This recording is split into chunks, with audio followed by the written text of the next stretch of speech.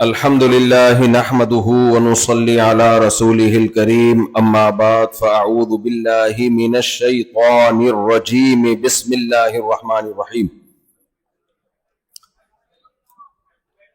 آواز نہیں آ رہی کیا؟ اچھا آؤ۔ ماشاءاللہ ماشاءاللہ، آپ لوگ خاموش ہوں گے تو میں بیان شروع کروں گا نا بھائی۔ بنگلہ دیش میں پہلا دورہ ہے میرا، اس سے پہلے میں بنگلہ دیش کبھی بھی نہیں آیا۔ آنے کا شوق بہت تھا، لیکن اللہ نے اب توفیق دی، موقع دیا، آپ لوگوں کی دعوت پہ میں آیا۔ مجھے یہاں کا دینی ماحول دیکھ کر بہت زیادہ خوشی ہوئی۔ یہاں بیان میں کتنے لوگ ہوں گے؟ تقریباً 5-6 ہزار لوگ ماشاءاللہ۔ کتنے فلور پہ مسجد ہے یہ؟ 11 منزل پہ مسجد ہی مسجد۔ پہلی دفعہ ایسی مسجد میں نے دیکھی ہے کہ 11 منزلوں پہ مسجد ہی مسجد۔ یہاں کے مدارس ماشاءاللہ ایسے فل آباد، مسجدیں فل آباد، لوگوں میں علماء کی محبت، دینی جذبہ۔ آج میرا یونیورسٹی میں بھی بیان تھا، بنگلہ دیش university, Dhaka university, Bangladesh university of engineering and technology, BUET نام ہے نا۔ تو وہاں کا بھی دینی ماحول دیکھا، یونیورسٹی کا ماحول اتنا اچھا ماشاءاللہ، بچیاں بھی لڑکیاں بھی پردے میں، لڑکے بھی ایسے شریف النفس قسم کے، سیدھے سادے نیک پرہیزگار، ہولیے سے لگ رہے تھے، کوئی شرارت نہیں۔ تو کس نے اتنی محنت کی ہے بھائی یہاں پہ دینی بہاریں قائم کرنے میں؟ کون ہے؟ خود بخود تو یہ نہیں ہوتا، دنیا میں کوئی کام خود بخود ہوتا ہے؟ تو جو اتنی لوگوں کے دلوں میں علماء کی محبت، اس کا مطلب پہلے کچھ لوگ آئے ہیں جنہوں نے قربانیاں دی ہیں بنگلہ دیش میں اور دین کو زندہ کیا ہے، دین کو زندہ کیا ہے۔ ہم نے ایک ڈاکومنٹری دیکھی تھی، اس میں مگرمچھ شکار کرتا ہے، نہیں شیر شکار کرتا ہے دریا کے کنارے، اور دریا کے کنارے اس کو کھانے کی کوشش کرتا ہے، اتنے میں پیچھے سے مگرمچھ آتا ہے اور شیر کا شکار لے جاتا ہے اٹھا کے، ریڈی میڈ ناشتہ۔ تو وہ ڈاکومنٹری ہندی میں تھی، تو وہ کہتا ہے لو بھائی، کرے کوئی اور کھائے کوئی اور۔ تو ہم تو اب جو ہمارے اکابر اور علماء نے محنتیں کی ہیں اس کا پھل کھا رہے ہیں۔ ابھی محنتیں کرنے والے تو گزر گئے۔ کینیڈا میرا جانا ہوا، اس سے پہلے میں کینیڈا سے ہو کے آیا ہوں۔ میری ایک ملاقات ہوئی وہاں پہ ایک مولانا صاحب جو 40 سال پہلے کینیڈا گئے تھے، کہتے ہیں 40 سال پہلے حلال گوشت نہیں ملتا تھا، جو مسلمانوں کی اولادیں ہیں مرتد ہو چکی تھیں۔ تو وہ مولانا ہندوستان سے گئے، کہ ان کا تعلق بھی دیوبند سے، کہتے ہیں میں نے وہاں جا کے جو انہوں نے محنت کی، بچوں کو اپنی گاڑی میں لینے جاتے، گھر میں مسجد میں لا کے قرآن پڑھا کے فری میں واپس پہنچاتے، کیونکہ لوگ اپنے بچوں کو قرآن پڑھانے کے لیے بھی تیار نہیں تھے۔ کئی مہینے، کئی سال سبزیاں اور دال پہ گزارا کیا۔ مسلمان گزارا کر سکتا ہے دال پہ؟ مسلمان جس نے 4 شادیاں کرنی ہو، گوشت کھائے بغیر، گوشت کے بغیر اس کا گزارا نہیں ہوتا۔ تو وہ سبزیاں ابالی ہیں لوگوں نے امریکہ، کینیڈا میں، جاپان میں، پھر ان کی محنتوں سے وہاں حلال گوشت کا رواج بڑھا، دین کی بہاریں۔ آج ان عالم کے شاگرد بڑے ہو گئے ہیں، بڑا احترام کرتے ہیں، کہتے ہیں انہوں نے ہمارا ایمان بچایا ہے، انہوں نے ہمارا قرآن بچایا ہے. تو یہ ہمارے اکابر کی محنتیں برما میں، بنگلہ دیش میں، ساؤتھ افریقہ میں، سب کے تانے بانے ہندوستان سے جا کے ملتے ہیں. مظاہر علوم دارالعلوم دیوبند، جہاں بھی دنیا میں جاؤ، جہاں بھی اتنے مدرسے. میں سب سے پہلے 2015 میں برما آیا، میانمار. برما تو ایک غیر مسلم اسٹیٹ ہے. میں جب وہاں گیا، وہاں میں نے بڑے بڑے مدرسے دیکھے، دینی تعلیم ہو رہی ہے، 8 سال کے لیے بچے پڑھ رہے ہیں وہاں پہ. تو میں نے پوچھا بھائی یہاں دینی تعلیم اور مسجدیں کیسے آباد ہیں؟ اتنی بڑی بڑی مسجدیں، اتنے امام کہاں سے ملے؟ کہاں سے آئے بھائی؟ کوئی مظاہر علوم سے، دیوبند سے ایک مولانا آئے تھے 50 سال پہلے، کوئی 60 سال پہلے، ان کی محنتیں. افریقہ میں جاؤ تو یہ گجراتی لوگ بھی، یہ کوئی اللہ کی الگ ہی مخلوق ہے.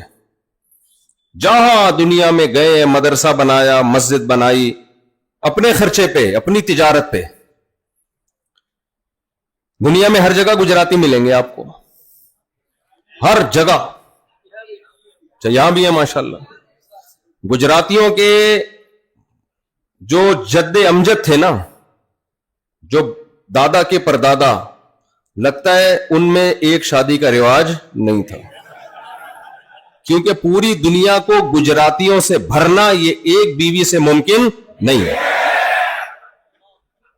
ایک ہمارے جو کے پی کے ماشاءاللہ پشتون ہیں، ساری دنیا میں پھیلے ہوئے ہیں. جو قوم بھی زندہ رہنا چاہتی ہے نا، اس کو اپنی نسل بڑھانی پڑتی ہے. بارڈر توڑ کے، ملک چھوٹا پڑے بارڈر توڑ کے نکلتے ہیں. اٹلی جب میں گیا، اٹلی گیا تو میں نے وہاں بنگلہ دیشی ساتھی بہت دیکھے. اتنے ملنے آ رہے تھے، بنگلہ دیش کے، یہ بنگلہ دیش کے، یہ بنگلہ دیش کے. وہاں ایک جنرل اسٹور میں ہم گئے. میں نے ساتھیوں سے کہا کہ مجھے یہاں اٹلی میں کوئی بچہ نظر نہیں آ رہا. انگریزوں کا بچے ہوتے ہیں نا، پارکوں میں ہوتے ہیں، کہیں پارکوں میں تو آتے ہی وہ لوگ ہیں نا جن کی فیملی ہوتی ہے. میں نے کہا یہاں نارمل جگہوں پہ بچے نظر نہیں آتے. ہمارے تو آئے، آپ کو بچے گلی محلوں میں کتنے نظر آئیں گے کھیلتے ہوئے. میں نے کہا اٹلی میں بچہ مارکیٹ سے کیوں شارٹ ہو گیا؟ تو میں جب وہاں گیا، ایک جنرل اسٹور میں ہمیں دور واکر میں ایک بچہ نظر آیا کہ ایک آدمی اپنے بچے کو لے کے گھوم رہا ہے. میں نے کہا چلو کسی ایک انگریز کا بچہ، تو انگریز تو نہیں ہے وہ لوگ، اٹلی والے تو ان کی الگ زبان ہے. چلو بچہ تو نظر آیا. پارکوں میں تو نظر آتے ہیں لیکن جنرل جگہوں پہ بہت کم نظر آتے ہیں. میں وہاں گیا تو دیکھا وہ بنگلہ دیشی ساتھی تھے، اپنا بچہ لے کے گھوم رہے تھے. وہاں بنگلہ دیش کے لوگ اتنے زیادہ، مجھے اٹلی میں بنگلہ دیش کے لوگ نظر آئے. اب اٹلی والوں کی نسل کم ہو رہی ہے، حقیقت ہے، یہ حقیقت ہے. یہ وہاں کی حکومت پریشان ہے، پتہ ہے آپ کو. علاقے کے علاقے خالی ہو گئے، یہ رپورٹ ہے. بہت سے علاقے اٹلی میں ویران. لوگ کہتے ہیں کہ نہیں ہم تو گئے ہیں میلان میں، وہاں تو بہت پبلک ہے. بھائی جو بڑے بڑے علاقے تھے، شہر تھے، آہستہ آہستہ ویران ہو کے ختم. وہ تو آبادی سمٹ رہی ہے نا. ہمارے مسلمان بھائی بنگلہ دیش والوں نے اپنی سپیڈ الحمدللہ مینٹین رکھی ہوئی ہے. جاپان میں ہمارے پشتونوں نے، پٹھان بھائیوں نے اپنی سپیڈ پہ کوئی کمپرومائز نہیں کیا. اٹلی میں بنگلہ دیشی ساتھیوں نے، میں نے کہا، اور آج سے تو نسوار بھی مل رہی ہے جاپان میں، اور چپلی کباب کے ہوٹل بھی مل رہے. سمجھ رہے؟ نسوار جانتے ہیں آپ لوگ؟ وہ نہیں یوں کر کے رکھی جاتی یہاں پہ، یہ کر کے رکھتے ہیں یہاں. چلو کبھی کراچی آؤ تو ہم، اچھا گل بولتے ہیں، چلو خیر، چلو جو بھی بولتے ہیں خیر. تو بڑی محنتیں کی علماء نے، اور یہ محنتیں آج سے نہیں ہو رہی. آدم علیہ السلام کے زمانے سے دین کو زندہ رکھنے کی محنت ہو رہی ہے. تو سوچنے کی بات ہے کیا چیز تھی ان اکابر نے جو محنتیں کی، خون پسینہ بہایا، کوئی ان کا مالی فائدہ نہیں تھا اس میں.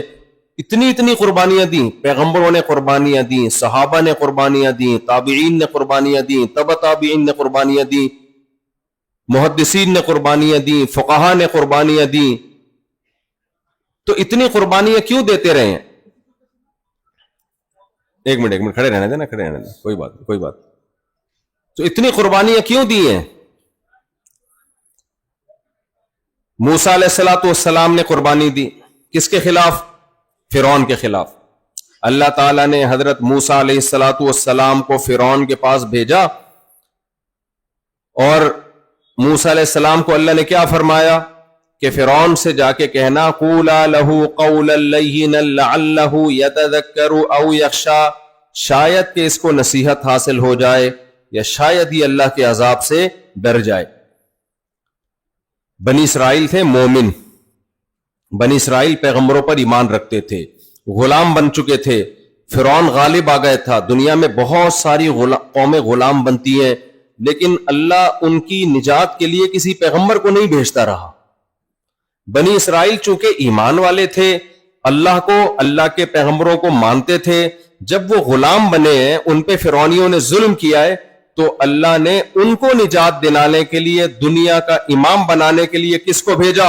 موسیٰ کلیم اللہ کو. سوال پیدا ہوتا ہے, اور قوموں کے لیے تو نہیں آئے پیغمبر, بنی اسرائیل کے لیے کیوں آئے ہیں پیغمبر؟ کیونکہ بنی اسرائیلی اللہ کے لاڈلے تھے. لاڈلے تو سمجھتے ہیں نا, لاڈلے کا کیوں لاڈلے تھے؟ یہ وہ قوم تھی جو اللہ پہ, اللہ کی کتابوں پہ, اللہ کے پیغمبروں پر ایمان رکھتی تھی. 100,000 فرعونی پیدا ہو جائیں, دولت اور منصب والے, کیا ایک موسیٰ علیہ السلام کی خاک کے برابر ہو سکتے ہیں؟ فرعون نے ہمیشہ موسیٰ علیہ السلام کو طعنہ دیا, ام انا خیر من ھذا الذی ھو مہین, لوگوں میں زیادہ بہتر ہوں یا یہ وہ شخص جس کے پاس نہ دولت ہے اور یہ غلام قوم میں پیدا ہوئے؟ ھذہ الانہار تجری من تحتی, یہ میرے باغ ہیں جن کے نیچے نہریں بہتی ہیں.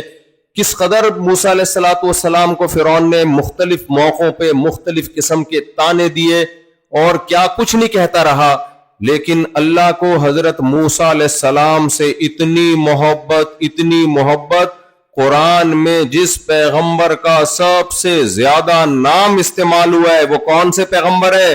موسیٰ علیہ السلام. حالانکہ نہ دولت ہے اور نہ حکومت ہے, کچھ بھی نہیں.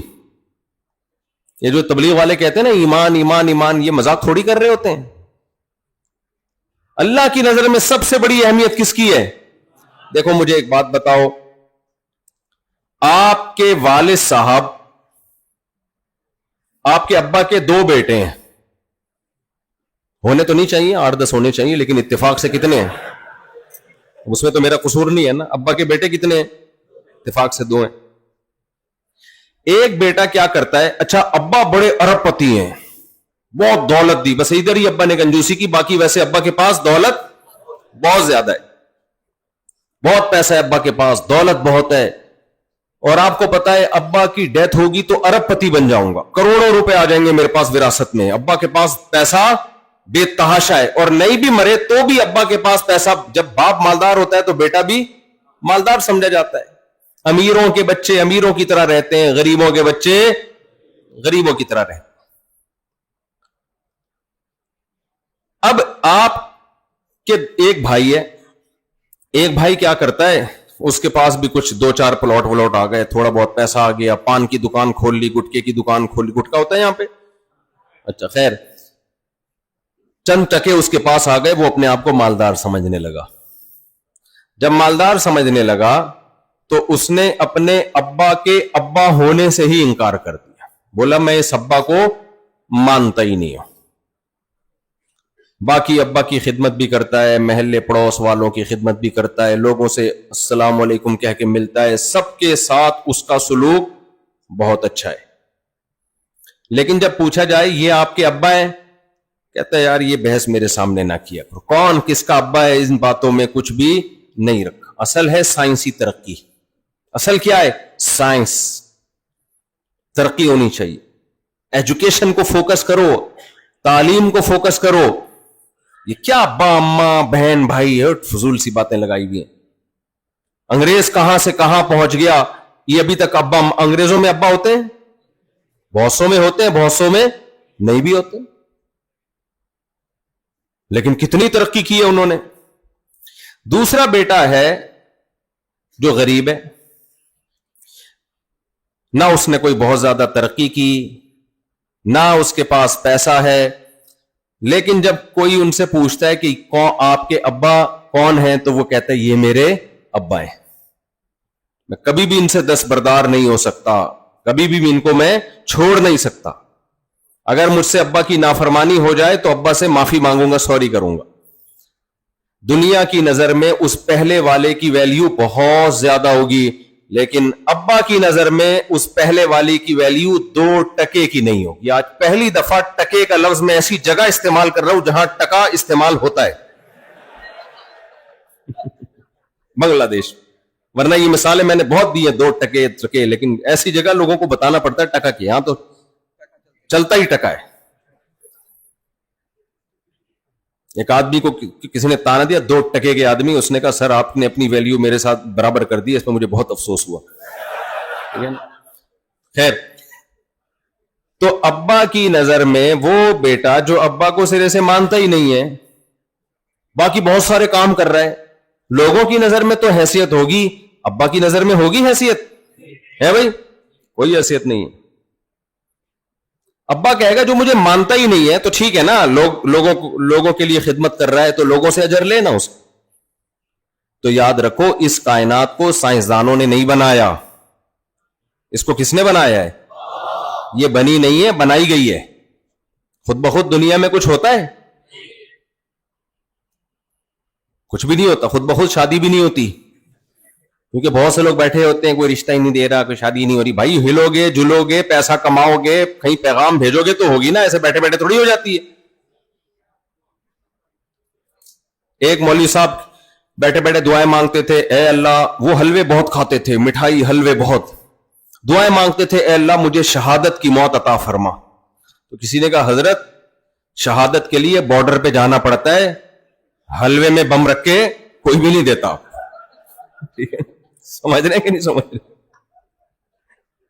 کچھ کرنا پڑتا ہے۔ دنیا میں کوئی بھی کام خود بخود کبھی بھی نہیں ہوتا، یہ ہو نہیں سکتا یہ کائنات خود بخود بن گئی ہو، میں اور آپ خود بخود بن گئے ہوں۔ اس کائنات کو کسی نے بنایا ہے، اور بنانے والا کون ہے؟ اس کا نام کیا ہے؟ اللہ۔ خدا نے بنایا اس کائنات۔ آپ کہہ سکتے ہیں کہ بھئی ہم اللہ کو کیوں مانے، ہو سکتا ہے اللہ کے علاوہ معاذ اللہ کسی اور نے بنا دیا ہو۔ اس کا جواب یہ بھائی ہم اس خدا کو مانیں گے نا جو ہم سے کلام کرتا ہے، جو ہمیں بتاتا ہے، جس نے قرآن نازل کیا، جس نے تورات اور انجیل کو نازل کیا، جس نے پیغمبروں کو بھیجا۔ اللہ کے علاوہ کوئی اور خدا ہے ہی نہیں جو اپنا انٹروڈکشن کرواتا ہو، اپنا تعارف کرواتا ہو۔ کیا خیال ہے بھائی؟ ہم اللہ سے پوچھتے ہیں اللہ تجھے راضی کرنے کے لیے کیا کرنا ہے؟ اللہ کہتے ہیں 5 نمازیں پڑھنی ہیں۔ اے اللہ تو کن چیزوں سے ناراض ہوتا ہے؟ زنا سے ناراض ہوتا ہوں، شراب سے ناراض ہوتا ہوں، جوے سے ناراض ہوتا ہوں، سود سے ناراض ہوتا ہوں، چوری سے ناراض ہوتا ہوں۔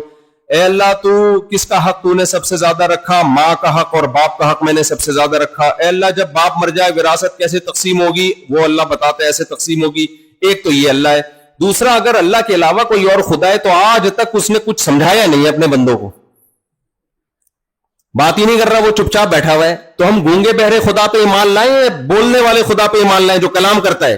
تو وہ اللہ کے علاوہ آپ کے پاس کوئی ہے نہیں۔ مارکیٹ میں جب آپ کے پاس کوئی آپشن نہیں ہوتا تو جو ہوتا ہے وہی وہ ہوتا ہے آپ کے پاس۔ آپ کہتے ہو بھائی دیکھو گھر میں فون کرتے ہو یہ چیز اتنے کی مل رہی ہے، اماں کہتی ہیں سستی لے آ، اماں اس دکان کے علاوہ کہیں اور نہیں مل رہی، تو اماں کہتی چل وہیں سے لے آ۔ تو جو چیز اویلیبل ہوگی وہی مانی جائے گی نا۔ ہم جس خدا پر ایمان رکھتے ہیں وہ کلام کرتا ہے، وہ اپنا تعارف کرواتا ہے، اللہ لا الہ الا هو الحی القیوم لا تأخذہ سنۃ ولا نوم، پوری اپنے بارے میں اس نے معلومات دی ہے ہمیں، اور بندوں سے کبھی ڈسکنیکٹ نہیں ہوا۔ آدم علیہ السلام کے ذریعے اپنے بندوں سے رابطہ کیا، موسیٰ علیہ السلام کو پیغمبر بنا کے بھیجا، عیسیٰ ابن مریم کو پیغمبر بنا کے بھیجا، داؤد علیہ السلام کو، سلیمان علیہ السلام کو، یونس علیہ السلام کو، اور موسیٰ علیہ السلام کو، محمد صلی اللہ علیہ وسلم کو، ابراہیم علیہ السلام کو، اسماعیل علیہ السلام کو، یوسف علیہ السلام کو، یعقوب علیہ السلام کو، سب کو بھیجتا رہے تاکہ اللہ کا پیغام وہ اللہ کے بندوں تک پہنچاتے رہیں. تو یہ والے اللہ پہ ہی ہم ایمان لائیں گے, اس کے علاوہ کوئی اور گاڈ نہیں ہے جس پہ ہم ایمان لائیں, کیونکہ وہ ہوتا تو وہ اس طرح ہم سے کلام کرتا اور ہمیں اپنے بارے میں بتاتا. دیکھو مجھے ایک بات بتاؤ, آپ بچپن سے بڑے ہوئے, آپ جن کو ابا سمجھتے رہے, ڈیڈی پاپا کہتے رہے, ان کی خدمت کرتے رہے, وہ آپ کے گود میں اٹھا کے گھومتے رہے, آپ اسی 50 سال کے ہو گئے, آپ اسی میں. ایک دن آپ کے ابا کے بچپن کے دوست نے کہا کہ تمہارا ابا میں ہوں, یہ نہیں ہے, لہذا میرے ساتھ زندگی گزارو. آپ بولو گے میں 40 سال کے ساتھ 40 سال سے تو ان کے ساتھ گھوم رہا ہوں, میں 40-50 سال سے, اور یہ مجھے اپنے اولاد بھی کہتے ہیں اور میں ان کو اپنا ابا بھی کہتا ہوں. کاغذات میں بھی میں نے ان کو اپنا ابا کہہ دیا, اور اب بھی یہ مجھے اپنا بیٹا کہتے ہیں.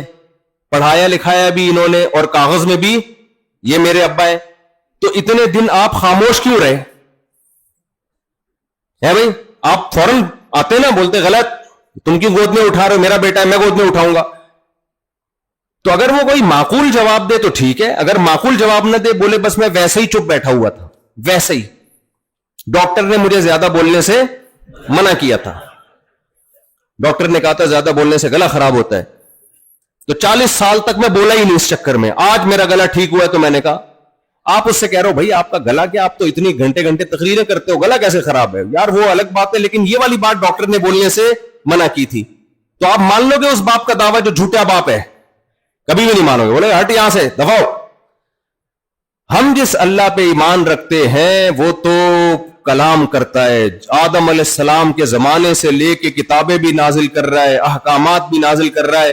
اور جو دوسرا خدا ہے, اگر کوئی ہے, وہ ہزاروں سال سے چپ بیٹھا ہوا ہے, یا تو اس کا گلا خراب ہے یا اس کو ڈاکٹر نے بولنے سے منع کیا ہے. تو ہمارے پاس اللہ کے علاوہ گاڈ, اللہ کے علاوہ ماننے میں ہمارے پاس کوئی آپشن ہے ہی نہیں, تو اللہ ہی کو ماننا پڑے گا ہمیں خدا.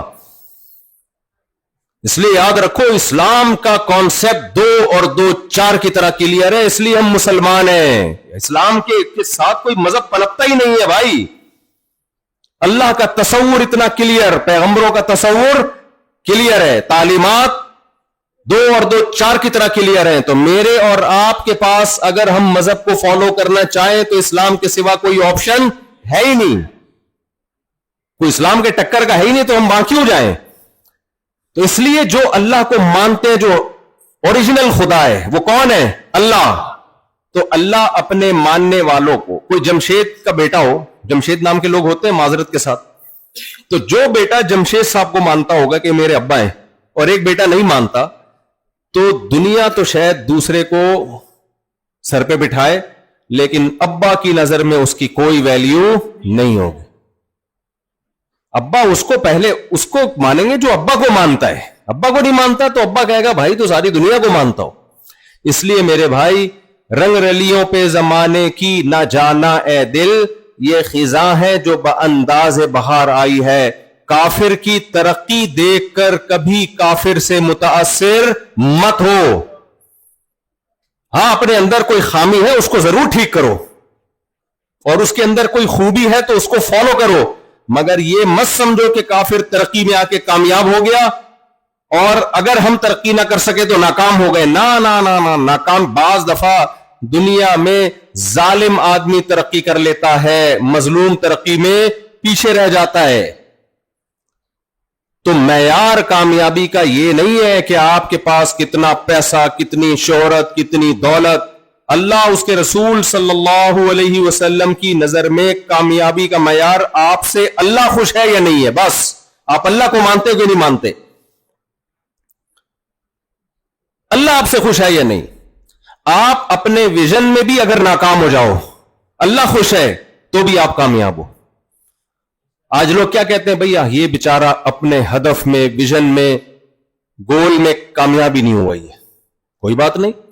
نبی صلی اللہ علیہ وسلم نے فرمایا, بہت سے پیغمبر ایسے بھی آئے ہیں جنہوں نے دین کی دعوت کا کام شروع کیا اور ایک شخص بھی ایمان نہیں لایا اور ان پیغمبروں کو قتل کر دیا گیا. تو وہ آئے تھے دین کی دعوت کے لیے, ایک بندہ بھی ایمان نہیں لایا تو دنیاوی لحاظ سے ان کا مشن کمپلیٹ ہوا نہیں ہوا. لیکن کیا پیغمبروں کو کوئی ناکام کہہ سکتا ہے؟ پھر بھی کامیاب تھے. کیوں؟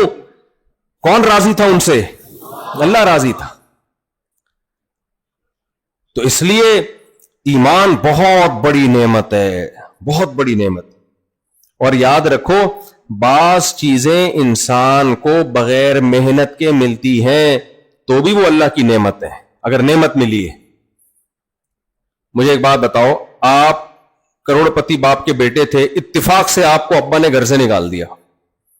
آپ نے دوسری شادی کی بات کی، ابا نے کک مار کے گھر سے، اسی وجہ سے نکالا جاتا ہے، اور تو کوئی معقول ریزن اب تک ذہن میں آئی نہیں ہے. نکال دیا ابا نے کیا کر دیا؟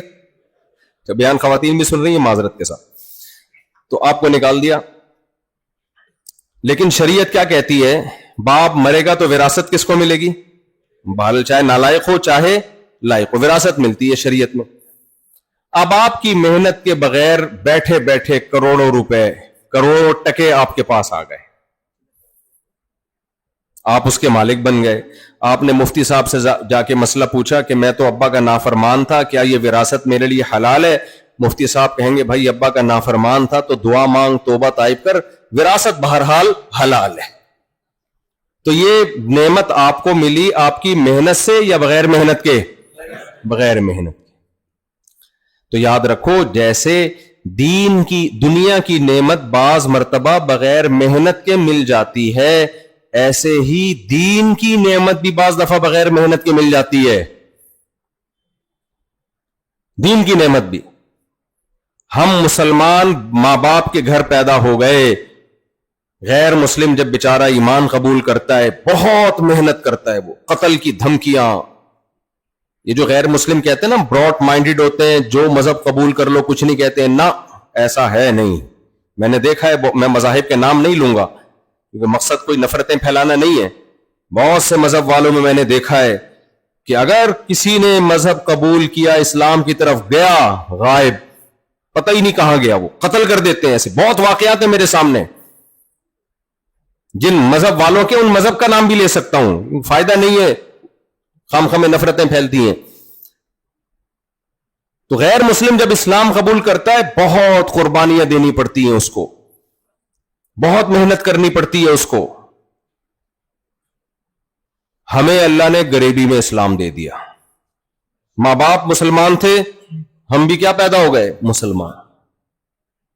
تو اب یہ نہیں کہہ سکتے کہ یہ اللہ کی نعمت نہیں ہے. بھائی بعض دفعہ فری پھوکٹ میں بھی نعمت بولو مل جاتی ہے. لیکن فرق کیا ہوتا ہے؟ جب فری پھوکٹ میں نعمت ملتی ہے تو وہی حشر ہوتا ہے جو فری کی وراثت کا ہوتا ہے، اور جب قربانی دے کے نعمت ملتی ہے تو وہی ہوتا ہے جو اپنا کمایا ہوا بزنس کا پیسہ ہوتا ہے. سمجھتے ہو کہ نہیں سمجھتے؟ میں نے بہت سے لوگ دیکھے ابا کی وراثت ملی، جن میں میں خود بھی ہوں، تجربوں کی بھیٹ چڑھا کے برباد، کیونکہ خون پسینہ لگا نہیں ہوتا. تو اس کو دے دیے پیسے، وہ بزنس کرے گا، رکشا خرید کے اس کو دے دیا، ٹیکسی خرید کے اس کو دے دی، ایک دکان کھول کے اس کو دے دی، سب نے برباد کر کے بیڑا غرق. ہمارے حضرت مفتی رشید احمد صاحب فرمایا کرتے تھے اس زمانے میں کوئی کسی کو پیسہ دے تو یہ بے وقوف، اور جو لے کے واپس کر دے وہ اس سے بڑا بے وقوف. سمجھ رہے ہو؟ ایک صاحب میرے پاس آئے، مجھے کہنے لگے مفتی صاحب جو کسی کو پیسہ دے وہ بے وقوف، یہ سمجھ میں آتا ہے، لیکن جو لے کے واپس کر دے وہ اس سے بڑا بے وقوف کیوں؟ میں نے کہا جس کو یہ بات سمجھ میں نہیں آئی وہ ان دونوں سے بڑا بے وقوف.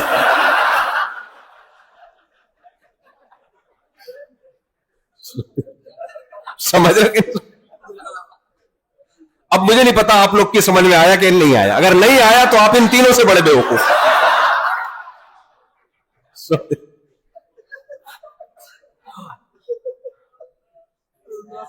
تو جب فری پھوکٹ کی وراثت ملتی ہے نا تو کیا ہوتا ہے؟ محنت تھوڑی ہوتی ہے، اس کو دے دیا، ادھر لگا دیا، ادھر انویسٹ کر دیا، سب برباد کر کے بیٹھ گئے. لیکن جو خون پسینہ لگا کے پیسہ کماتا ہے، ایک ایک روپیہ خرچ کرنے سے پہلے سوچتا ہے. اس کے پاس جب کوئی آئے گا نا مجھے 1 کروڑ چاہیے، اب میری زبان پہ تو روپے چڑھا ہوا ہے نا، فی الحال روپے ہی چلانے دو، 1 کروڑ روپے چاہیے، میں بزنس کروں گا, آدھے پروفٹ تیرا آدھا میرا. اب آپ نے چونکہ 1 کروڑ خون پسینے سے کمایا ہے تو آپ اس کو جواب میں کہتے ہو تو اپنا 1 کروڑ روپے رکھ لگا لے اور پورا تیرا, پورا پروفٹ کس کا, مجھے آدھا دینے کی ضرورت ہی نہیں ہے. کتنا اچھا مشورہ دے دیا نا. یہ مشورہ وہ دیتا ہے جو اپنی محنت سے پیسہ کماتا ہے, جو اپنی محنت سے. تو اسی طرح خوب سمجھ لو, جب محنت سے پیسہ کماتا ہے قدر کرتا ہے. تو اسی طرح میرے بھائی, ایک ایمان فری پھوکٹ کا ہے, ایک محنت کا ہے. غیر مسلم جو فرعونی کے ساتھ جو جادوگر تھے نا, جادوگر, وہ ایمان لائے تھے, وہ اپنے اختیار سے ایمان لائے تھے, ان کے ماں باپ مسلمان نہیں تھے. موسیٰ علیہ السلام کے مقابلے میں ہزاروں جادوگر آئے, اور جب انہوں نے دیکھ لیا کہ موسیٰ علیہ السلام سچے پیغمبر ہیں, فوراً القی السحرۃ سجداً, سب سجدے میں گر گئے اور کہنے لگے ہم رب العالمین پر, موسیٰ کے رب پر, ہارون کے رب پر ایمان لے کر آئے. فرعون نے دھمکی دی, ہاتھ اور پاؤں کاٹ کے سولی پہ لٹکا دوں گا. انہوں نے کیا کہا, لا ضیر, کوئی حرج نہیں ہے, فقضی ما انت قاض, اس سے بھی زیادہ کچھ کرنا چاہتا ہے تو وہ بھی کر لے, یہ تو کم ہے. کیوں, دلیل کیا دی, انما تقضی هذه الحیات الدنیا. دیکھو چند سیکنڈ کا ایمان ہے لیکن پاورفل کتنا ہے, اتنا ان کو جنت پہ یقین. آج جنت کا بھی مذاق اڑایا جاتا ہے, لوگ کہتے ہیں یہ مولویوں نے لوگوں کو حوروں کے چکر میں لگایا ہوا ہے, مولویوں نے لوگوں کو شہد اور دودھ کی نہروں میں لگایا ہوا ہے. شہد اور دودھ کی نہروں کے باتیں کر کر کے داڑیاں رکھواتے ہیں, مسجدیں بھرتے ہیں, نمازیں پڑھواتے ہیں, اپنا غلام بنا کے رکھتے ہیں. بھائی اپنا غلام کیوں بنائے گا مولانا؟ مسجد میں آپ اللہ کے سامنے سجدہ کرتے ہو, مولوی صاحب کو سجدہ کرتے ہو, اللہ کو سجدہ کرتے ہو نا. آپ کہہ سکتے ہو مولوی صاحب چندہ مانگتے ہیں, تو یہ مسجد تمہارا, استغفر اللہ, پھر کراچی والی زبان استعمال کر رہا ہوں میں, مسجد تمہارا باپ چلائے گا, یہ کراچی میں مجھے عادت پڑ گئی ہے. وہ تو ذمہ داری سب کی ہے نا مل جل کے, نہ تو کوئی زبردستی تھوڑی لے رہے ہوتے ہیں, ہے بھائی, زبردستی تھوڑی لے رہے ہوتے ہیں وہ.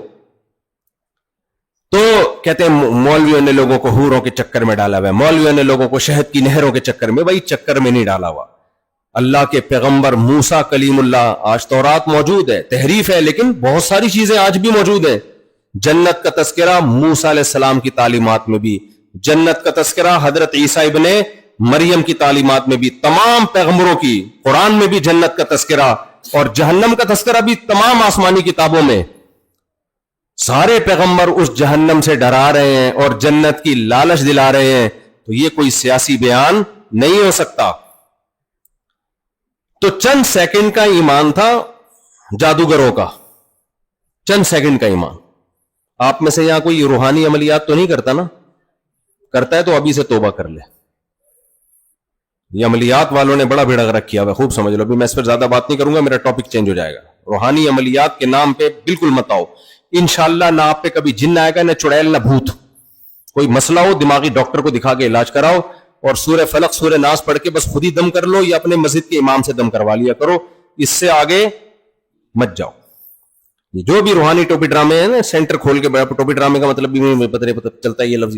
اب تو اتنا یہ لفظ دنیا میں پھیل گیا ہے ہمارے چینل کے ذریعے کہ انگریز بھی اب ٹوپی ڈرامے کا لفظ مجھے لگتا ہے یوز کرنے لگیں گے تھوڑے دنوں میں. خیر, تو کیپ اور ڈراما کہیں گے وہ اس کو, کیپ ڈراما. تو اس لیے یہ روحانی چیزوں سے بچو. تو جادوگر ایمان لے آئے کن چیز, روحانی چیزوں کا مطلب یہ روحانی عملیات اور فلیتے ولیتے, ان سب چیزوں سے بچاؤ اپنے آپ کو. تو جادوگر ایمان لے کر آئے. فرعون نے کیا کہا, لَأُقَطِّعَنَّ أَيْدِيَكُمْ وَأَرْجُلَكُمْ مِنْ خِلَافٍ وَلَأُصَلِّبَنَّكُمْ فِي جُذُوعِ النَّخْلِ, ہاتھ پاؤں کاٹ کے کھجور کے تنوں میں لٹکا دوں گا. تو جادوگروں نے کیا کہا, لا ضیر, کوئی پرابلم نہیں ہے. سوال پیدا ہوتا ہے بھائی کیوں کوئی پرابلم نہیں ہے؟ زندگی سے زیادہ کوئی چیز انسان کو محبوب ہوتی ہے؟ ہمارے حضرت مفتی رشید احمد صاحب ایک واقعہ سنایا کرتے تھے کہ بہت سے لوگ کہتے ہیں نا اس زندگی سے تو موت ہی بہتر ہے. موت دیکھی نہیں ہوتی نا, اس لیے کہہ رہے ہوتے ہیں. یہ جو خودکشی کرتے ہیں نا, یہ بچ جاتے ہیں تو دوبارہ کبھی نہیں کرتے. یہ ان کو اندازہ ہوتا ہے کہ بھائی یہ تو بڑا پرابلم ہو رہی ہے اس میں, تو وہ تو مر جاتے ہیں اس لیے. ورنہ جو بچے ہیں نا وہ دوبارہ سب کچھ کیا, خودکشی نہیں کی کبھی انہوں نے, کیونکہ ان کو نظر آتا ہے نا یہ مرتے ہوئے ہوتا کیا ہے. تو ایک آدمی دعا مانگتا تھا, اے اللہ اس زندگی سے تو موت ہی بہتر ہے, موت دے دے, موت دے دے. ایک دن دعا مانگ رہا تھا, اوپر درخت پہ ایک آدمی رسہ لے کے بیٹھا ہوا تھا, پھندا لے کے. اس نے پھندا ڈالا اوپر سے. اب یہ دعا مانگ رہے, اللہ اس زندگی سے تو موت ہی بہتر ہے. پھندا لٹکا, اوپر سے آواز آئی, اے میرے بندے, میں نے تیری دعا قبول کر لی ہے بھائی, اس پھندے میں اپنا سر دے دے, میں تجھے اوپر اٹھا لوں گا. تو یہ دعا میں کیا کہتا ہے, یا اللہ ادھر تو کوئی مذاق بھی نہیں کر سکتا. اللہ کو کیا سمجھا رہا ہے, تو کوئی مذاق بھی نہیں کر سکتا ہے. بھائی موت جب تک اچھی لگتی ہے جب تک دیکھی نہ ہو, ورنہ دنیا میں سب سے زیادہ ناپسندیدہ چیز انسان کے لیے کیا ہے, موت. تو فرعون کیا کہہ رہا ہے, سب کے ہاتھ پاؤں کاٹ کے کھجور کے تنوں پہ مار دوں گا لٹکا کے میں. کچھ تو ڈرنا چاہیے تھا نا جادوگروں کو, اور جادوگروں کو پتا تھا فرعون یہ کر بھی دے گا, یہ فرعون ہے, یہ ہوائی بھڑکیاں نہیں لگا رہا, دھمکیاں نہیں دے رہا, یہ کرے گا, اور اس کی حکومت جا رہی ہے, پھر کیوں نہیں کرے گا یہ. تو جادوگروں نے کیا کہا, سوال پیدا ہوتا ہے جادوگر فوراً تیار کیوں ہو گئے, یہ سوال ہوتا ہے کہ نہیں ہوتا. تو جادوگر کہنے لگے, انما تقضی هذه الحیات الدنیا, تو جو کچھ کرے گا اس دنیا میں کرے گا, اور یہ دنیا مسافر خانہ ہے, آج نہیں تو کل یہاں سے جانا ہے, آج نہیں تو کل تو مریں گے. سے پتا چلا کہ ایک سیکنڈ کے ایمان نے جادوگروں کے دلوں سے دنیا کی محبت نکال دی. دنیا کو مسافر خانہ سمجھنا شروع کر دیا انہوں نے. ہم 4 ٹکے آ جائیں نا ہمارے پاس تو ہم یہ سمجھتے ہیں کہ یہی ہے سب کچھ, ہم نے یہی رہنا ہے. جب بھی کوئی اپنا بڑا گھر دکھایا کرے نا, اتنا بڑا گھر دیکھو میرا, تو ایک تو دعائیں دیا کرو, نعمت ہے اللہ کی, لیکن فوراً سوچا کرو جانا کہاں ہے, قبرستان. جانا کہاں ہے بھائی, قبرستان. مریں گے, ختم, فینش. کیا گھر, کیا گاڑی, کیا رکشا, کیا ٹرین, کیا جہاز, سب بزنس کلاس میں لوگ سفر کر رہے ہوتے ہیں, ولاگ بنا رہے ہوتے ہیں, یہ دیکھیں میں بزنس کلاس میں جا رہا ہوں. بھائی ایک دن تیرے جنازے کا بھی ولاگ بنے گا. ہاں ٹھیک ہے, خوش ہونے پر حکومت نے پابندی نہیں لگائی ہے. ابھی بنگلہ دیش میں جو نئی حکومت ہے اس نے بھی خوش ہونے پر پابندی نہیں لگائی. اب تک تو میرا یہی رپورٹ ہے کہ نہیں لگائی ہے پابندی. تو جو بھی حکومت پرانی تھی نہیں تھی, پابندی کسی حکومت میں بھی خوش ہونے پر نہیں ہوتی. تو آپ بزنس کلاس میں سفر کر کر کے دکھاؤ, میں دیکھو بزنس میں جا رہا ہوں, میں یہ کر رہا ہوں, میں وہ کر رہا ہوں, کوئی بات نہیں. جب آپ کا جنازہ ہوگا تو بھی ایک ولاگ بنانا. اب میں کیا کر رہا ہوں, قبر میں جا رہا ہوں. میں یہ ولاگر کو برا نہیں کہہ رہا, میں آپ کو سمجھا رہا ہوں کہ ان کی خوشیوں کی وجہ سے ان سے زیادہ متاثر نہ ہوا کرو. غریب آدمی احساس کمتری میں جا رہا ہوتا ہے, یار یہ دیکھو یہ بزنس کلاس میں یہ ادھر اڑ رہے ہیں, یوں جا رہے ہیں, ایسا کر رہے ہیں, اور مفتی طارق مسعود صاحب کو تو دیکھو ادھر سمندر میں ڈائیو لگائی ہوئی ہے, انجوائے کر رہے ہیں لائف کو. اور بھائی مفتی طارق مسعود صاحب بھی ایک دن لیٹا ہوا ہوگا, سمجھ رہے ہو. ابھی یہاں اتنا کراؤڈ تھا نا, کتنا 8-9 کتنا ہزار کراؤڈ ہے, 5-6 ہزار لوگ آئے ہوئے. تو اتنے لوگ کھڑے ہوئے تھے. میں نے کیا سوچا, میں نے کہا بھائی ایک دن جنازے میں اس سے زیادہ لوگ ہوں گے, سب کے ہوں گے. کوئی آپ ایسا نا مجھ پہ ترس کھانا شروع کر دو, ہائے ہائے ہائے, آپ کے بھی ہوں گے. جنازے میں ہو سکتا ہے 6 لاکھ لوگ آ جائیں, 6 کروڑ لوگ آ جائیں. تو اس میں بھی کوئی خوشی کی بات نہیں, اس لیے کہ وہ 6 کروڑ لوگ اگر میرے ساتھ قبر میں بھی چل لیتے تو خوشی ہوتی مجھے کہ یار چلو اتنی محبت تھی, قبر میں لٹا کے ہمارے ساتھ ہی لیٹ گئے. جیسے ابھی کوشش کر رہے ہوتے ہیں, کمرے میں گھس رہے تھے نا, مفتی صاحب بیٹھیں گے, اتنی مشکل سے بیچارے میزبان نے کنٹرول کیا, لوگوں کی محبت ہے. تو یہ جب اچھا ہوتا ہے جب قبر میں بھی آپ ہمارے ساتھ لیٹ جاتے. آپ بڑے ظالم ہو, جس دن مفتی صاحب مارکیٹ سے شارٹ ہوئے اس دن آپ نے مفتی صاحب کو قبر میں لٹانا ہے, موٹی موٹی سلیں رکھنی ہے کہ نکل کے بھاگ نہ جائے کہیں. نکل کے بھاگ نہ جائیں. پھر اس کے اوپر مٹی ڈالنی ہے, 2-4 دن تھوڑا بہت کچھ, کوئی خوش ہوگا, جو نفرت کرنے والے, جو محبت کرنے والے, وہ تھوڑا ہائے ہائے 4 شادیوں پہ باتیں بھی گئیں. اب تو پہلے کم از کم باتیں تو سن لیا کرتے تھے, سن کے جوان ہو جایا کرتے تھے, اب وہ باتیں بھی ختم. تھوڑا سا رو گے, پھر کچھ یاد کرے گا, اولاد شاید تم نیک نکلی تو یاد کر لے گی, اس کے بعد ختم. اتنے مشہور لوگ دنیا میں آئے, ہم ان کی خاک کے برابر بھی نہیں ہیں. اس لیے دنیا میں سب سے بڑا بے وقوف وہ ہے جو اس دنیا سے دل لگاتا ہے اور اپنی اوقات بھول جاتا ہے. سمجھتے ہو کہ نہیں سمجھتے ہو؟ تو وہ جو جادوگر ایمان لے کر آئے نا, وہ اوقات نہیں بھولے اپنی. ہم بھول جاتے ہیں, تھوڑا سا پیسہ آ جائے, عزت شہرت آ جائے, اوقات کیا ہو جاتی ہے؟ بھول جاتے. جادوگر نہیں بھولے اوقات اپنی. کیوں نہیں بھولے؟ ان کو پتا ہے بھائی جانا کہاں ہے, مرنا تو ہے. تو وہ فرعون سے کہنے لگے لا ضیر, کوئی حرج نہیں ہے تو اگر ہمیں قتل کر دیتا ہے, انما تقضی هذه الحیات الدنیا, تو جو کچھ کرے گا بھائی اس دنیا میں کرے گا. اگر ہم موسیٰ پر ایمان کو چھوڑ دیتے ہیں تو اس دنیا میں ہمیں نواز دے گا. کتنا نوازے گا؟ 10 سال 20 سال 30 سال مصر کی حکومت دے دے گا, عیاشی کا سب سامان دے دے گا, اس کے بعد بڈھے ہو کے مر جائیں گے ہم, ختم فینش.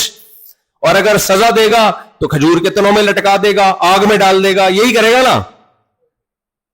وہ کہنے لگے ہم نے جو موسیٰ کو دیکھا ہے نا, موسیٰ کے پیغمبر ہونے کا ہمیں یقین ہو گیا ہے. یہ جو کچھ کر رہے ہیں خود نہیں ہے, ان کا پیغام ان کا اپنا نہیں ہے, یہ پیغام کس کا پیش کر رہے ہیں؟ اللہ کا. ان کو یقین ہو گیا. دیکھو یقین کیسے ہوا جادوگروں کو. آپ کہہ سکتے ہو تھوڑی دیر پہلے تو جھگڑے کے لیے تیار تھے, ہے بھائی حضرت موسیٰ کے مقابلے میں آئے ہوئے, اور 1 سیکنڈ میں ایمان لے آئی. ہوا کیا ہے؟ ہوا پتہ ہے کیا ہے؟ ہوا یہ ہے کہ جادوگروں نے جب لاٹھیوں کو پھینکا تو قرآن کہتا ہے یخیل الیہ من سحرہم انہا تسعی, دیکھنے والوں کو مسمرزم کیا انہوں نے, ان پر مسمرزم ہوا ہے. دیکھنے والوں کو ایسا لگا کہ یہ لاٹھی نہیں بلکہ سانپ ہیں. قرآن نے یہ نہیں کہا کہ وہ لاٹھیاں حقیقت میں سانپ بن گئی, ایک دفعہ بھی قرآن نے یہ نہیں کہا. ایسا دماغ کو کیپچر کیا انہوں نے. یہ عامل لوگ کر رہے ہوتے ہیں, یہ روحانی ہے نا, یہ کیپچر کرتے ہیں آپ کے دماغ کو. آپ کو جن بھی نظر آئے گا, چڑیل بھی نظر آئے گی, بھوت بھی نظر آئے گا, پتہ نہیں کیا کیا, کچھ بھی نہیں ہو رہا ہوتا, کھوپڑی آپ کی خراب کر دیتے ہیں. یہ کہتے تمہارے ساتھ تمہارا ہمزاد بھی آیا ہے, ان کو بولا کرو میں ٹوٹل یہی ہوں, یہاں سے لے کے یہاں تک, موکل ہمزاد. اور یہ پتہ نہیں ایسے آدمی متاثر ہوتا ہے بھائی. علوم ہے بھائی, علم نہیں ہے ان کے پاس. کیا ہے؟ علوم. جس کے پاس کچھ بھی نہیں ہوتا نا, وہ پھر علوم کی باتیں کر رہا ہوتا ہے بیٹھ. تو یہ دماغوں کو کیپچر کر دیتے ہیں. تو جو مضبوط اعصاب کے لوگ ہیں ان کے دماغ کو یہ کیپچر نہیں کرتے.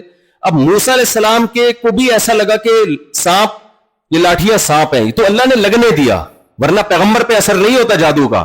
لیکن اللہ نے کیوں لگنے لگا؟ تاکہ مقابلہ تو ہو نا, تاکہ کیا ہو؟ مقابلہ ہو. بعض حکمتوں سے اثر ہو جاتا ہے تاکہ پتہ مقابلہ تو ہو نا. تو اب قرآن کے الفاظ ہیں, سب کو ایسا لگا جیسے یہ لاٹھیاں سانپ ہیں. یخیل الیہ, خیال کا لفظ ہوگا نا, سنا ہے آپ نے اردو میں. لیکن جب حضرت موسیٰ نے لاٹھی کو زمین پہ ڈالا ہے تو قرآن یہ نہیں کہتا کہ ایسا لگا کہ یہ سانپ ہیں, بلکہ حقیقت میں وہ سانپ بن گئی.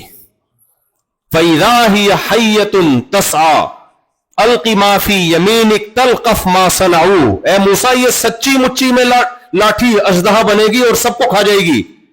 جادوگر تو جانتے تھے نا کہ مسمرزم کیا ہوتا ہے اور حقیقت کیا ہوتی ہے. دیکھو جھوٹی موٹی میں کچھ بھی دکھا دو آدمی کو, اگر پتا چلے یہ سچی مچی میں ہے, سچی مچی میں آپ کے کسی ریلیٹو کا انتقال ہو گیا 1 مہینہ پہلے, وہ آپ کے پاس آئے, آپ بولو گے جھوٹی موٹی میں شاید مجھے کوئی خواب آ رہا ہے, آنکھیں یوں کرو گے, یوں تھپڑ مارو گے, اپنے آپ کو مطمئن کرو گے, شاید یار ہو جاتا ہے انسان کو. بعض دفعہ پرانے لوگ یاد آتے ہیں تو تصورات کی دنیا میں آ جاتے ہیں. ابا نے آ کے رکھ کے ایک چماٹ لگا دیا آپ کے کہ میں تیرا ابا ہوں, میں زندہ ہو کے آ گیا ہوں. اس کے بعد میرے بھائی ابا کی قبر میں آپ لیٹے ہوئے ہوگے, کیا خیال ہے؟ مردے کو سچی مچی میں زندہ دیکھ لو تو کیا ہے نا, گئے نا کام سے, گئے کام سے بھائی, آدمی خوف سے مر جائے. میں اکثر واقعہ بتاتا ہوں, ہمارے ایک جاننے والے نے کہا کہ میرا آدھے دھڑ کو فالج ہو گیا ہے, آدھے دھڑ کو ہی ہوتا ہے, تو میرا علاج نہیں ہو رہا. مجھے کسی نے کہا ہے کہ فلاں بابے کا مزار ہے, ان کے مزار پہ جاؤ تو وہ بابا وہ صحیح کر دیں گے, ان کو اللہ نے اختیارات دیے. میں نے کہا اس بابے کے تو دونوں دھڑ کام نہیں کر رہے ہیں, تبھی تو وہ بیچارے قبر میں گئے ہیں. اگر اس کا آدھا دھڑ کام کر رہا ہوتا قبر میں ڈالتے. جس کے دونوں دھڑ کام نہیں کر رہے وہ تمہارا آدھا دھڑ کیسے ٹھیک کرے گا؟ مشرک کے پاس نا عقل نہیں ہوتی, خوب سمجھ لو. کھوپڑی کے علاوہ سب کچھ ہوتا ہے, مشرک کے پاس عقل نہیں ہوتی. بھائی اللہ سے مانگو, اللہ حاجات کو پوری کرتا ہے. تو خیر, تو جادوگروں نے دیکھا کہ موسیٰ علیہ السلام نے جو لاٹھی کو سانپ بنایا تو یہ لاٹھی کیا سچی مچی میں کیا بن گئی؟ سانپ.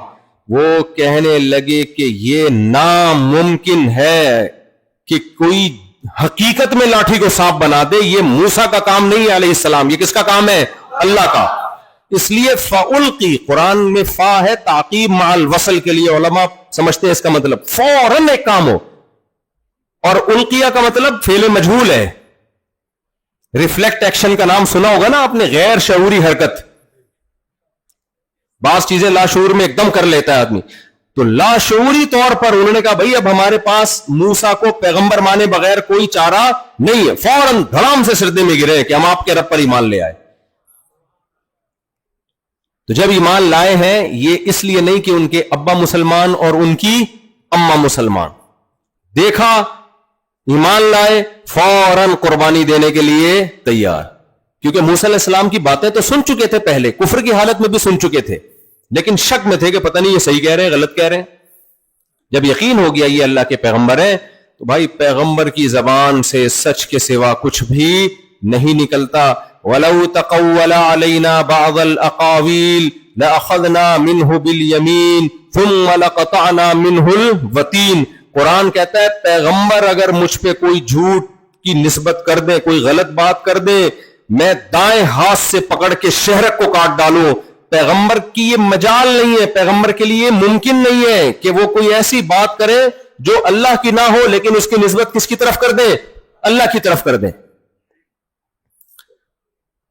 تو جادوگروں نے دیکھ لیا تھا کہ موسیٰ علیہ السلام نے بتایا کہ جو اللہ کے لیے قربانی دیتا ہے جنت ملتی ہے, جو کفر پہ مرے گا, نافرمانی پہ مرے گا, کہاں جائے گا؟ جہنم میں. پہلے شک تھا, اب کیا ہو گیا؟ یقین. اب جب جنت کا یقین ہو گیا تو پھر ہماری طرح کا لنگڑا لولا ایمان نہیں ہے. ہماری طرح ہم پتہ ہے کیسا ایمان, ٹرائی کر کے دیکھو, دین پہ چلو, اگر آخرت ہو گئی تو کامیاب ہو جائیں گے, نہیں ہوئی تو چلو ختم. نہ نہ نہ, یہ نہیں ہے. جادوگروں نے کہا انما تقضی هذه الحیات الدنیا, تو جو کچھ کرے گا اس دنیا میں کرے گا. کیا ہو گیا بھائی؟ بیٹھ جائیں بھائی, بیٹھ جائیں, پیچھے بھی لوگ دیکھ رہے ہیں نا, بیٹھ جائیں, پیچھے لوگ بیٹھ جائیں, شاباش, بیٹھ جائیں, بیٹھ جائیں, بیٹھ جائیں, شاباش, شور نہیں کریں. تو جادوگروں نے کیا کہا, بس میں بات کو سمیٹ رہا ہوں جلدی سے نا, ہاں بس ٹاپک بھی مکمل ہو رہا ہے میرا.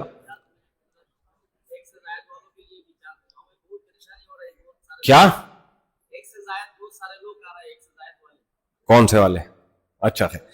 تو دیکھو کیا کہا جادوگروں نے, انما تقضی هذه الحیات الدنیا, تو جو کچھ کرے گا اس دنیا میں کرے گا. کتنا کر لے گا, ترقیاں کتنی دے دے گا, سزائیں کتنی دے دے گا. انا آمنا بربنا لیغفر لنا خطایانا وما اکرہتنا علیہ من السحر. ہم جب اللہ پہ ایمان لائیں گے تو اللہ جو کچھ ہمیں دے گا تو اس کا تصور بھی نہیں کر سکتا. اللہ کیا دے گا ہمیں؟ سب سے پہلے اللہ ہمارے کفر میں جو ہم نے گناہ کیے سب معاف کر دے گا. ایمان کی برکت کیا؟ ایمان لاتے ہی الاسلام یہدم ما کان قبلا, پچھلے سارے گناہوں کی دیوار کو گرا دیتا ہے. دوسرا, ہم نے کلیم اللہ کے کلیم سے مقابلہ کیا ہے. اس کا تقاضا تو یہ تھا ہم پہ فوراً عذاب آ جاتا کہ ہم پیغمبر کے مقابلے میں آئے. ہم ایمان لائیں گے, اللہ یہ گناہ بھی ہمارا معاف کر دے گا.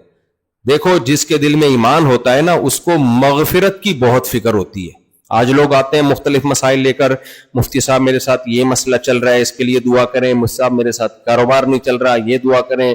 مفتی صاحب میرے گردے میں پتھری ہو گئی ہے, دعا کریں.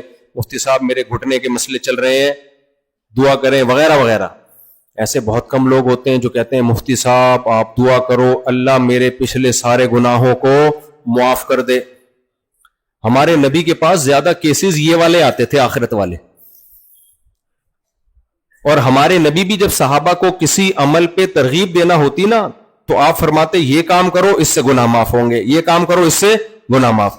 آج ہم جب کسی کو کسی عمل کی ترغیب دیتے ہیں یہ کام کرو پیسے میں برکت ہوگی, یہ نیکی کا کام کرو صحت اچھی ہوگی, روزہ رکھو کولیسٹرول کم ہوگا, ہے بھائی.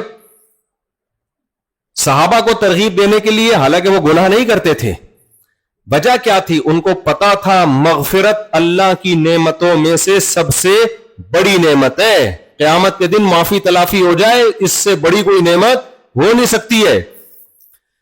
نبی صلی اللہ علیہ وسلم نے ایک مجمع میں اعلان کیا کہ قیامت کے دن 70,000 لوگ وہ بغیر حساب کتاب کے جنت میں داخل ہوں گے جو تعویذ گنڈوں سے بچتے تھے, اللہ پہ کامل توکل کرتے تھے. اور کامل توکل کی اور بھی اس میں آپ نے صفات بیان کی. حضرت عکاشہ فوراً کھڑے ہو گئے, یا رسول اللہ آپ اللہ سے دعا کریں اللہ مجھے بھی انہی لوگوں میں شامل کر دے. ایک دم فکر ہوئی کہ میں بھی ان لوگوں میں آ جاؤں. یہ صحابہ کو فکر, نبی نے فوراً دعا کی اللہم اجعل عکاشۃ منہم, اے اللہ انہی 70,000 میں عکاشہ کو بھی شامل کر لے. دوسرے صحابی کھڑے ہوئے, یا رسول اللہ آپ دعا کریں اللہ مجھے بھی ان لوگوں میں کر لے. آپ نے کیا فرمایا؟ سبقک بہا عکاشہ, عکاشہ تم پہ سبقت لے گئے. یعنی یہ قبولیت انہی لوگوں کے لیے ہے جو آخرت پہ زیادہ حریص ہیں. تو سب سے زیادہ حریص تو وہی ہوگا جو سب سے پہلے کھڑے ہوئے. تو یہ صحابہ کرام کی کیفیت تھی.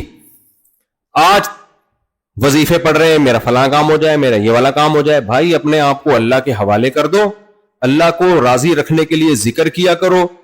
آخرت میں دنیا بھی مانگو اللہ سے لیکن آخرت زیادہ مانگو, اللہ کی رضا کی فکر زیادہ کرو. اللہ آپ کے کام خود ہی بنائے گا, نہیں بھی بنے تو صبر کی توفیق دے دے گا اس میں. اب دیکھو جادوگروں کا کام بنا یا دنیا کے لحاظ سے بگڑا ہے یا کام. جادوگروں کا کام تو ایمان لانے کے بعد کاروبار میں برکت ہوئی یا بیڑا غرق ہو گیا کاروبار کا, ہے ختم. لیکن انہوں نے اپنے آپ کو اللہ کے حوالے کر دیا اور کہا کہ جو ہے اب کون کرے گا؟ اللہ, اور اللہ ضائع نہیں کرتا.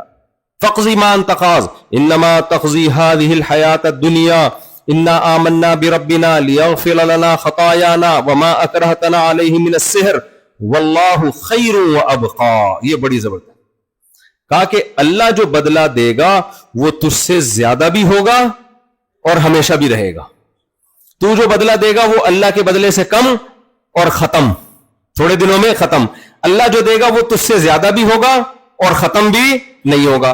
تو بے وقوفی ہے یہ زیادہ کو چھوڑ کے کم پہ راضی ہو جاؤ, ہمیشہ کو چھوڑ کے فنا ہونے والی چیزوں پہ راضی ہو جاؤ.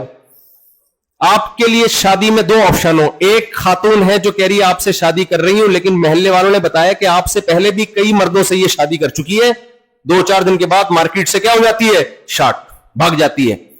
اور ایک بیوی وہ ہے جو اس سے خوبصورت بھی زیادہ ہے, اخلاق میں بھی اچھی ہے. لوگ کہہ رہے ہیں یہ خاندانی آدمی کی بیٹی ہے, یہ جب شادی کرے گی تو اس کی ڈولی آئی ہے, کھٹولی نکلے گی, جنازہ نکلے گا, خود تمہیں چھوڑ کے کبھی نہیں بھاگے گی. پہلی والی بدصورت بھی ہے, رپورٹیں بھی کلیئر نہیں ہے اس کی. رپورٹس یہ ہے کہ یہ پہلے بھی کئی دفعہ اس کی شادی ہوئی ہے اور طلاقیں لے کے بھاگتی ہے. یہ تو کس سے کرو گے شادی؟ جب تک نوجوان کو شادی کی مثال نہ دی جائے سمجھ میں ہی نہیں بات آتی ہے. وہ جادوگروں کی گھنٹے سے مثال دے رہا ہوں, کوئی سمجھ میں نہیں آئی ہوگی ان کو, یہ مثال سمجھ میں آ جائے گی. تو جو کالی کلوٹی ہے, جو بدصورت ہے, اندھیرے میں نظر ہی نہیں آتی, وہ اتنی بلیک ہے, تو وہ اور بے وفا بھی ہے. اخلاق اچھے ہوتے تو چلو پھر بھی کہتے ہیں ہم, اور دوسری خوبصورت بھی ہے, با اخلاق بھی ہے, با وفا بھی ہے, یعنی اس سے بہتر بھی ہے اور رہنے والی بھی ہے. تو ترجیح کس کو دو گے؟ اور ایسی صورت میں اگر کوئی کہہ رہا ہے پہلی کو ترجیح دوں گا حالانکہ پتہ ہے بھاگ جائے گی, تو وہ بیوقوف حماق. حکیم مختر صاحب رحمہ اللہ تعالیٰ ایسے لوگوں کہتے تھے انٹرنیشنل گدھے, کہتے تھے نا وہ لفظ استعمال, انٹرنیشنل احمق. تو یہ انٹرنیشنل گدھے ہیں یا نہیں ہے؟ اس لیے میرے بھائی مسلمان دنیا کماتا بھی ہے, دنیا میں انجوائے بھی کرتا ہے, اللہ کی نعمتیں لفٹ نہیں کراتا زیادہ دنیا کو, سمجھ رہے ہو, دنیا کو زیادہ ویلیو. آپ کہو بھی پھر کماتا کیوں ہے جب ویلیو نہیں دیتا؟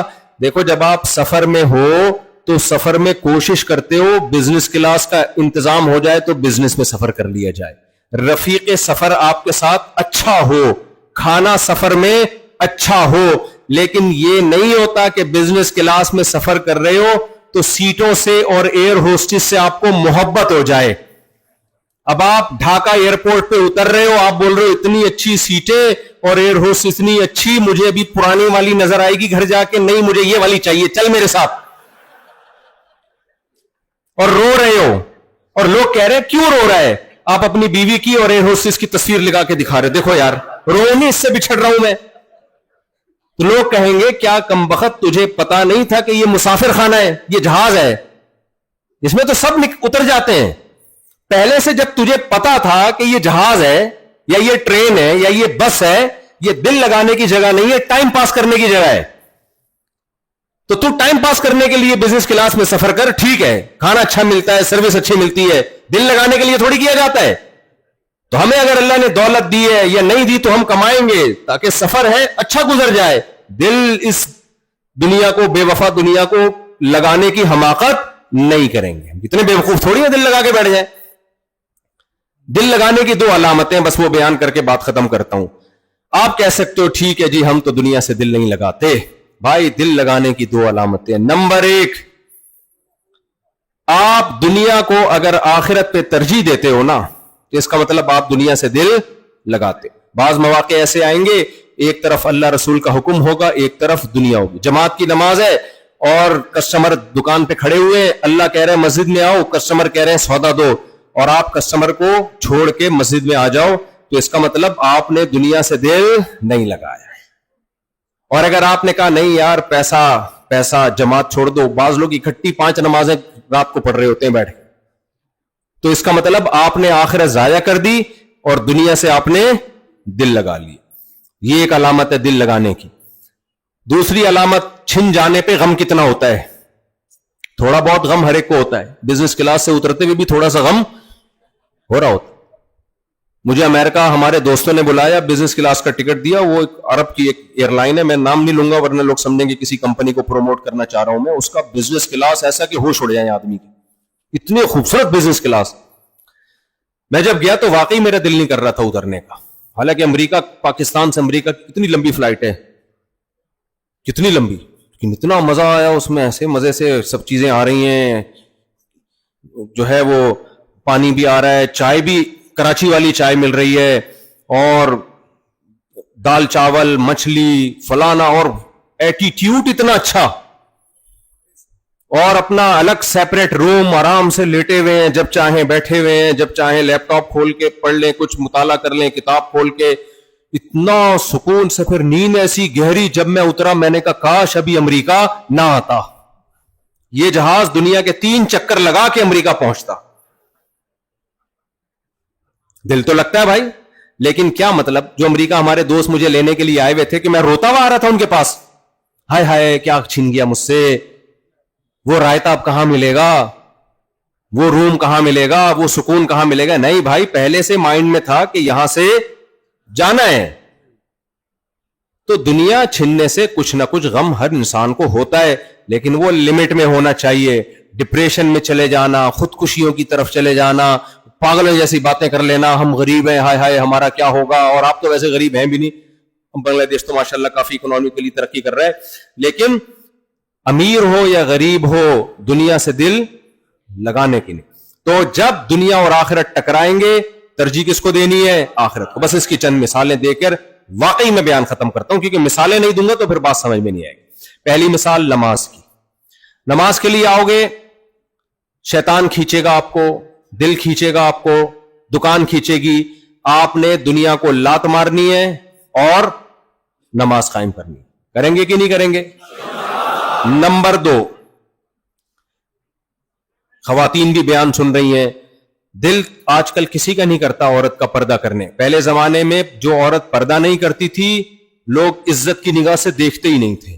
اب جو پردہ نہیں کرتی لوگ کہتے ہیں لگتا ہے کسی ایجوکیٹڈ فیملی سے ان کا تعلق. پڑھی لکھی خواتین.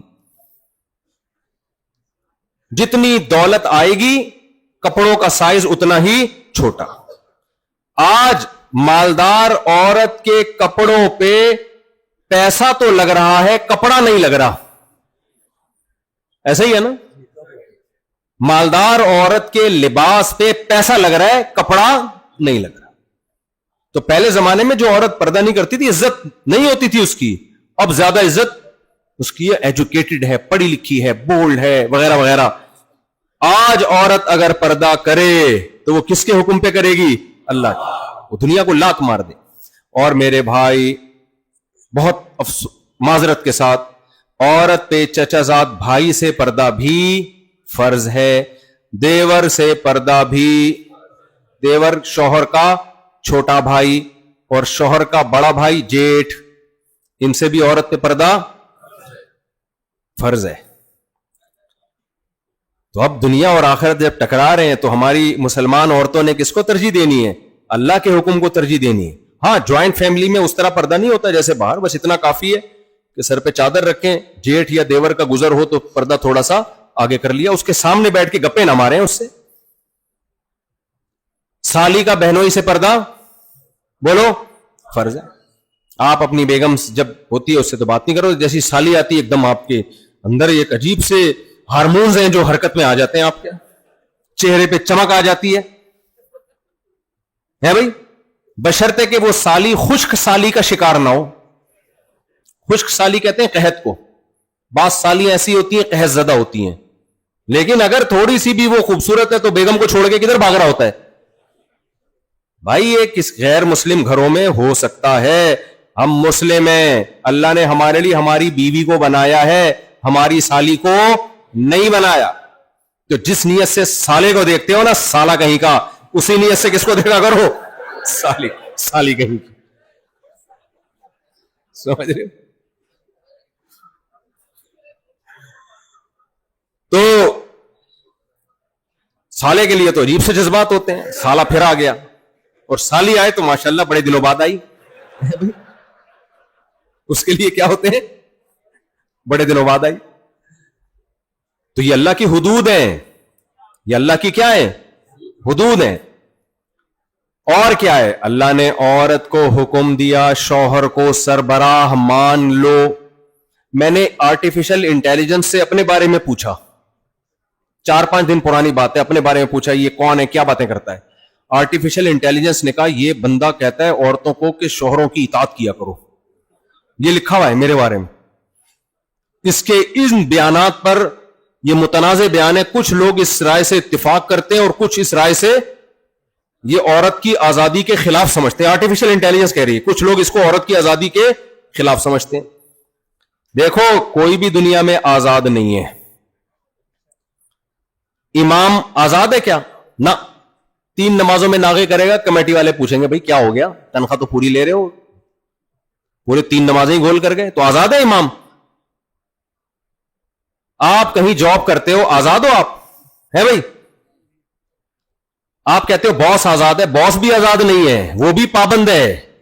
اس کو پتا ہے اگر میں نے نگرانی چھوڑ دی تو میرا بزنس گیا.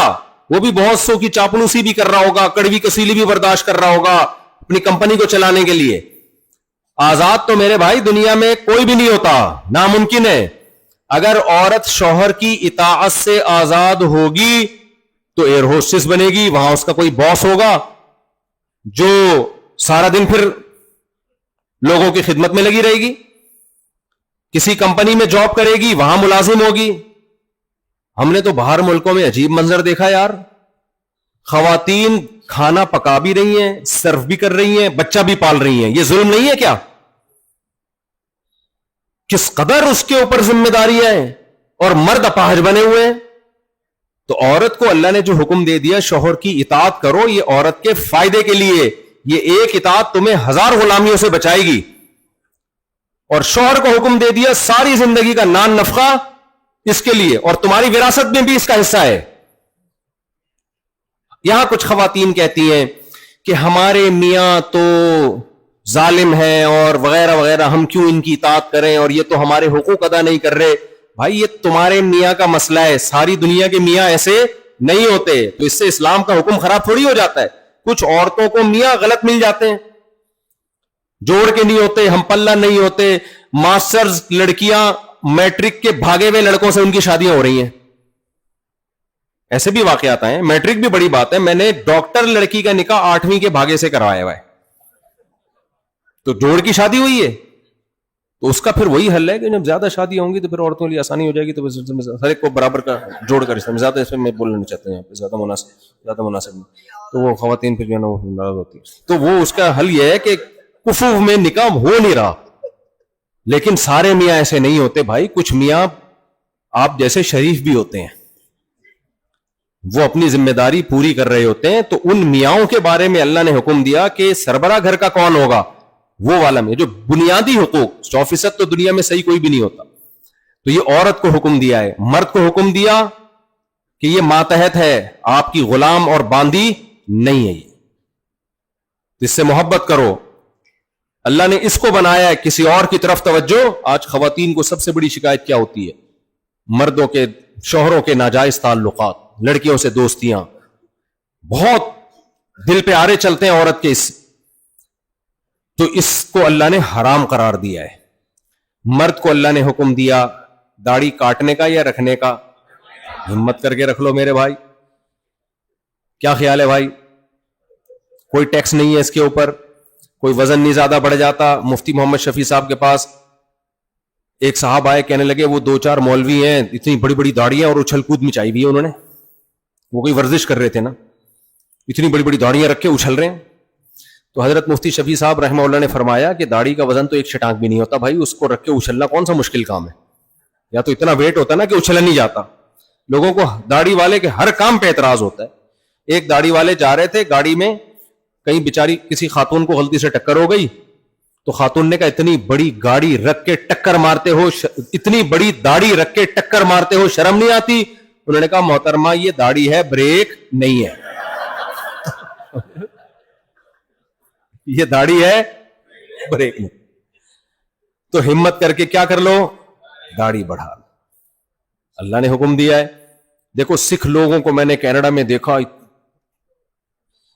پیدائش سے لے کے موت تک کہیں کے بال نہیں کاٹتے. کتنا مشکل حکم ہے یہ، کہیں کے بال نہیں کاٹتے، رکھتے ہیں موت تک. ان کے مذہب نے کہا وہ کرتے. ہمیں تو شرم آنی چاہیے. ہمارے مذہب نے تو صرف یہ کہا داڑھی بڑھا دو، باقی تو بال کاٹنے کا حکم دیا ہمیں. سر کے بال میں اجازت دے دی، کاٹو رکھو تمہاری مرضی ہے. صرف ایک حکم دیا داڑھی بڑھا دو. تو کیا جا رہا ہے بھائی، اس میں کون سی ٹینشن ہے؟ تو ہمت کر کے رکھ لو. یہ ہلکا حکم نہیں ہے، اب پیغمبر کا آرڈر ہے یہ. اور اللہ نے ہمیں حکم دیا سود مت کھاؤ. اللہ نے ہمیں حکم دیا چوری مت کرو. اللہ نے ہمیں حکم دیا معاہدوں کی پابندی کرو، جھوٹ مت بولو. یہ بہت سارے احکام ہیں، میں نے تو موٹے موٹے. اور ایک آخری حکم جس میں آج نوجوان بہت مبتلا ہیں، بے حیائی. اللہ نے ہمارے لیے عورت کے پاس جانے کے لیے نکاح کے علاوہ کوئی اور راستہ نہیں رکھا. فحش فلمیں دیکھ کے اپنی خواہش پوری کرنا، لڑکیوں سے دوستیاں لگانا، نائٹ کلبوں میں جانا، ڈانس پارٹیوں میں جانا، کسی بھی طرح سے عورت سے ریلیشن قائم کرو گے، دنیا کی تھوڑی دیر کی لذت مل جائے گی، آخرت آپ سے ہمیشہ کے لیے روٹھ جائے گی. مسلمان عفیف اور پاک دامن ہوتا ہے، اپنا دامن غیر عورتوں سے داغدار نہیں کرتا. تو اللہ تعالیٰ سے دعا ہے جو کچھ کہا اللہ مجھے بھی آپ سب کو اس پر عمل کی توفیق عطا فرمائے. جو کمی کوتاہیاں ہو گئی اللہ تعالیٰ معاف فرمائے. آپ لوگ مسافے کے لیے آگے نہ بڑھیں، رش بہت زیادہ ہے، نکلنے میں بہت مشکل ہوگی. تو اس لیے بہتر یہی ہوتا ہے کہ نہ خود تکلیف میں آئیں نہ دوسروں کو تکلیف دیں. دعا میں نے کر لی ہے، پھر کبھی ہاتھ اٹھا کے بھی دعا مانگ لوں گا. اللہ سب کو دنیا اور آخرت کی برکتیں دے، ہر طرح کی پریشانیوں سے غموں سے اللہ ہم سب کو بچا کے رکھے.